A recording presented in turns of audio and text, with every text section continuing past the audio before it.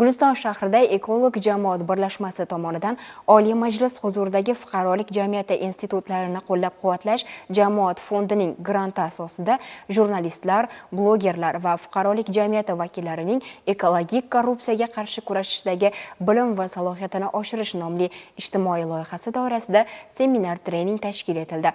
Dastlabki lavhamiz ayni mavzuda. Chunki ekokorrupsiya bevosita ekologik muammolar bilan bog'liq. Qanday muammolar bilan beradi? Odamlar ekologiya bunaqa chang bo'lib ketdi deyveradi, lekin hech kim daraxt ekish kerak birinchi o'rinda. O'zimiz deb kesib yotibdi-da odamlar. O'nlab shunaqa chiroyli daraxtlar kesilib, o'rniga qurilish qilish ularga mumkin. Biz belgilanmagan joyga chiqindilarni tashlab ketish holatiga to'xtaldik. Sizlarga savol bilan yuzlanmoqchiman. Boshpanasiz itlar jonivorlarga qaratib o'ldiringlar, itlar tutib ketdi, boshqa qildi. Seminar fikr mulohazalariga boy tarzda o'tyapti. Korrupsiya haqida biz ko'p bora gaplashamiz, lekin ular orasida ekologik korrupsiya o'zi nima? Bu muammolarga duch kelganda kimga yoki qayerga murojaat qilish kerak? Ekolog jamoat birlashmasi tomonidan 2 kun davomida o'tkazilayotgan bu kabi savollarga jurnalistlar, blogerlar, mutaxassislardan batafsil javoblar olishmoqda. Qishni sovuq kunlarda ham to'kib ketgandan keyin chiqindi nima qiladi? Muzlab qoladi.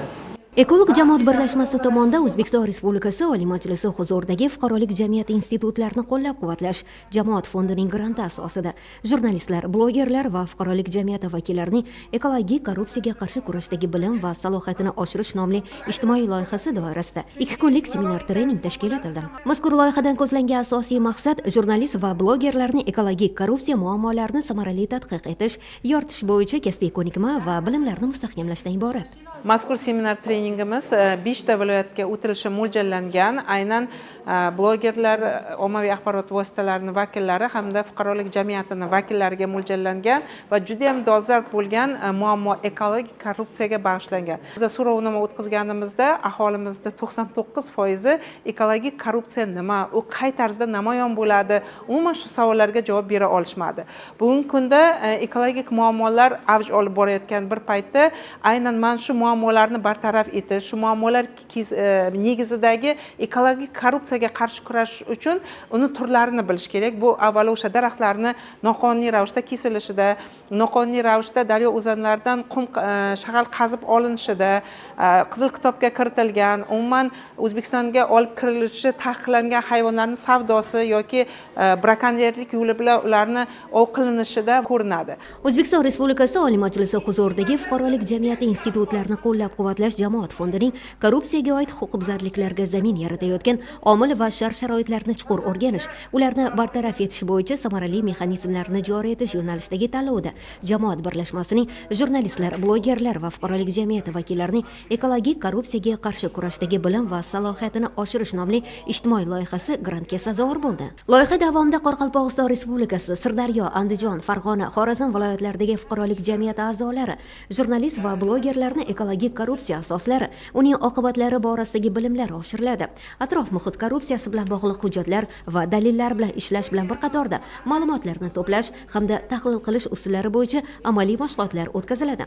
Qolaversa, axborot va tajriba almashish uchun jurnalistlar, ekologlar va huquq himoyachilar o'rtasida o'zaro hamkorlik platformasini yaratilib, korrupsiyaga oid masalalarni yoritishda jurnalist etikasi va mas'uliyati darajasi oshiriladi.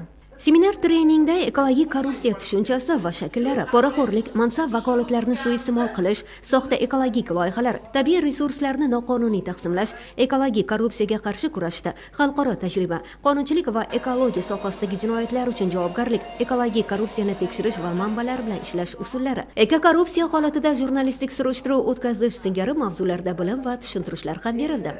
Bugun o'tkazilgan seminar-trening juda ham qiziqarli, bahs-munozaralarga boy bo'ldi.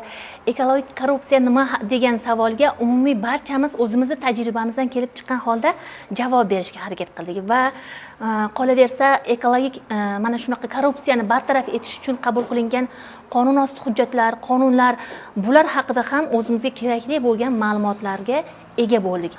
Bu kabi o'tkazilayotgan seminar-treninglar biz kabi matbuot xizmati xodimlarini yanada ekologik befarq bo'lmaslikka, xalqning orasida ko'proq targ'ib qilishga chaqiradi deb o'ylayman. Ushbu seminar ekologik korrupsiya muammolari va ularning oqibatlari haqida kengroq auditoriyani xabardor qilishga hissa qo'shishi esa bu o'z navbatida ekologik korrupsiyani oldin olishda jamoatchilik ishtirokini ta'minlashga olib keladi. Treningda ishtirok etgan jurnalist va blogerlar o'zlarini qiziqtirgan barcha savollarga mutaxassislardan batafsil javoblar olishdi.